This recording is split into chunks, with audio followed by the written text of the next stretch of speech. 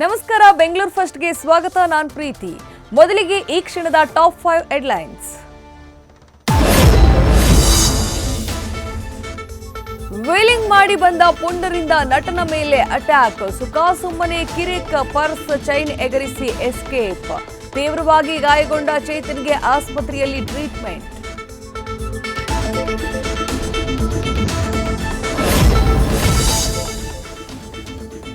Kidney ಮಾರಿ ನಗರದಲ್ಲಿ ಮನೆ ಕಟ್ಟಿದವನಿಗೆ ನಿತ್ಯ ನೋವು. ಕಸದ ವಿಚಾರಕ್ಕೆ ಪದೇ ಪದೇ ಕಿರಿಕ್ ಅಟ್ಯಾಕ್. ನೆರೆಮನೆಯವರ ಕಾಟ, ಮನೆ ಮಾಲೀಕನಿಗೆ ಸಂಕಟ.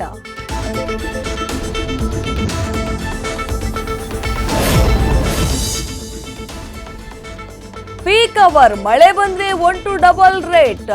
ಆಪ್ ಆಧಾರಿತ ಟ್ಯಾಕ್ಸಿ ಕಳ್ಳಾಟಕ್ಕೆ ಇನ್ನೂ ಬಿದ್ದಿಲ್ಲ ಬ್ರೇಕ್. ಏಕರೂಪ ದರಕ್ಕೆ ಆದೇಶ ಇದ್ರೂ ಇನ್ನೂ ಜಾರಿ ಮಾಡಿಲ್ಲ, ಏಕೆ?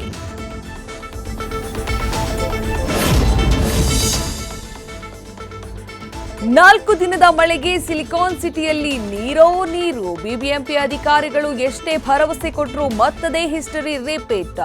300 ಪ್ರದೇಶ ಪ್ರವಾಹ ಪೀಡಿತ ಅಂತ ಪಾಲಿಕೆಯಿಂದ ಮಾರ್ಕ್.